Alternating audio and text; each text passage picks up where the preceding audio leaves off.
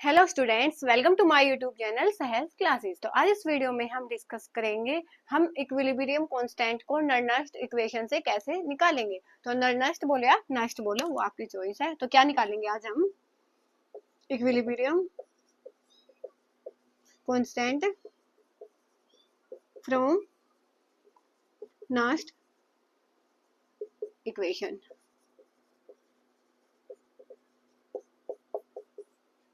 तो देखो कैसे निकालेंगे इसको।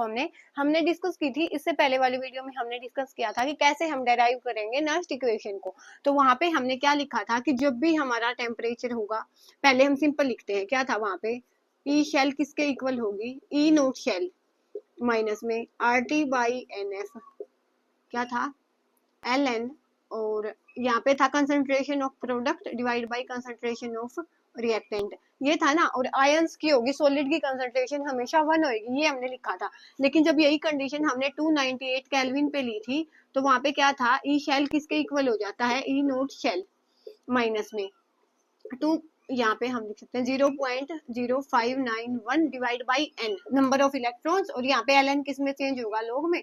और प्रोडक्ट बाई रिएक्टेंट। कैसे? यहाँ पे ये वाली चीज कैसे आई? यहाँ पे हमने आर के प्लेस पे लिखा 8.314 joule per mole per kelvin. Temperature 298 kelvin divide by N, number of electron change होते जाते हैं, तो इसकी वैल्यू हमने पुट नहीं की।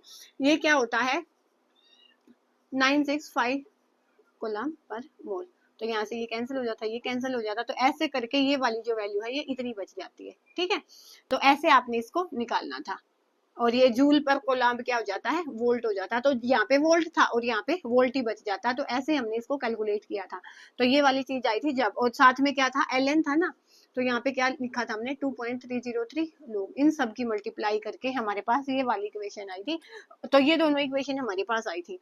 अब देखो क्या था। एक सिंपल, हम जब सेल लेंगे, हम पहले से ही गैल्वेनिक सेल पढ़ते आ रहे हैं। तो ये क्या थी? जिंक था, कॉपर 2 प्लस एक्वस था। ये किस में चेंज हो रहा था? कॉपर 2, कॉपर सोलिड में और जिंक 2 प्लस एक्वस में। यहाँ पे क्या हुआ था? ऑक्सीडेशन। और यहाँ पे क्या हुआ है? रिडक्शन। यही हुआ ना।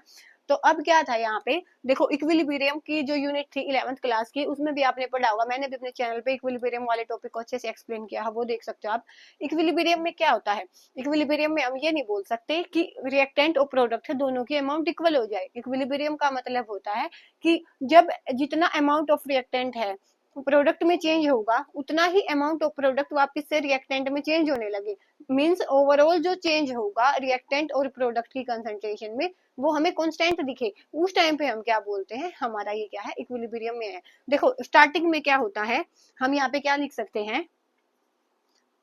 इनिशियली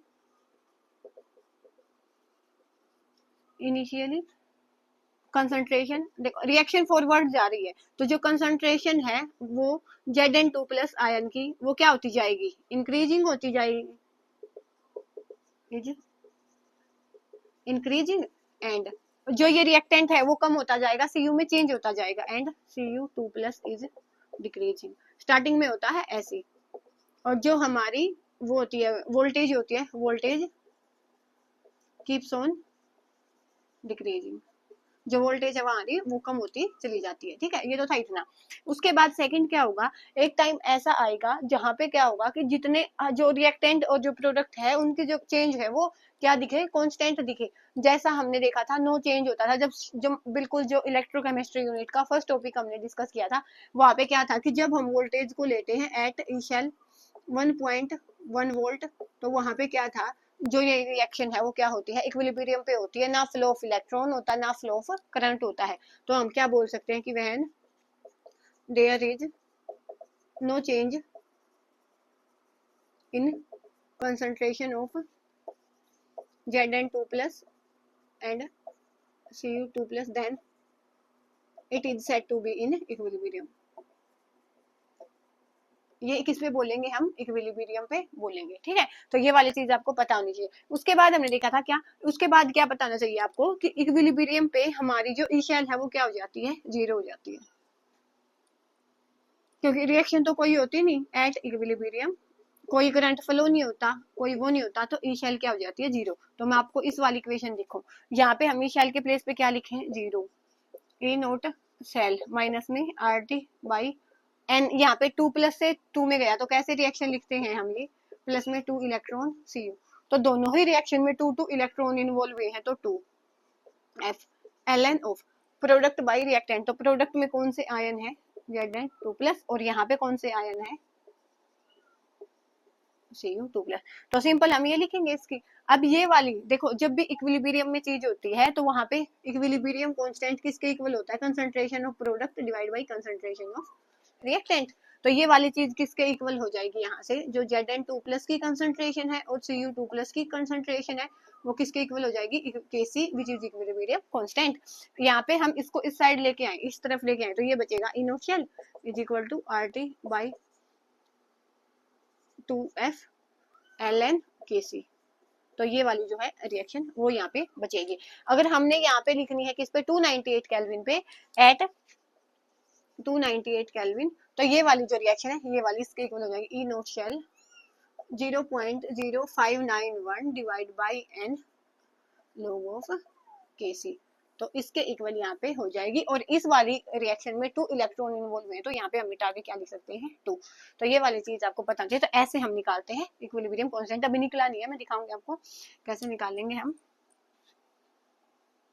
तो यहाँ से देखो, ई नोट शेल की वैल्यू हमने क्या बोली थी कि जब कोई भी रिएक्शन नहीं होती तो वहां पे हम क्या लेते हैं, 1.1 वोल्ट। तो इसकी वैल्यू पुट करो, 1.1 volt 0.0591 divide by 2 log of Kc, तो ये हो जाएगा 1.1 मल्टीप्लाई 2, ये डिवाइड में आएगा 0.0591 log ऑफ Kc। अब जब यहाँ पे लोग जब लेफ्ट हैंड राइट से राइट हैंड साइड जाएगा तो किसमें चेंज हो जाता है, 10 की पावर x में। तो यहाँ पे देखो ये क्या हो जाएगा, 10 की power 1.1 multiply 2 0.0591 is equal to Kc। तो यहाँ से जब आप Kc की वैल्यू निकालोगे तो वो क्या आएगी, अप्रोक्स आएगी 2 मल्टीप्लाई 10 की पावर 37। तो ऐसे एट 298 केल्विन, क्योंकि यहाँ पे हमने जो कंडीशन लगाई है वो 298 केल्विन की लगाई है, जो भी हमें या अदरवाइज अगर आपके पास यहाँ पे अलग कंडीशन की वजह तो टेम्परेचर की वैल्यू वो चेंज हो जाएगी, तो वहां पे हम ये वाली चीज नहीं लगा सकते। तो ऐसे हम निकाल सकते हैं क्या, इक्विलिब्रियम कांस्टेंट फ्रॉम नास्ट इक्वेशन। तो होप ये वीडियो आपके लिए हेल्पफुल रही होगी।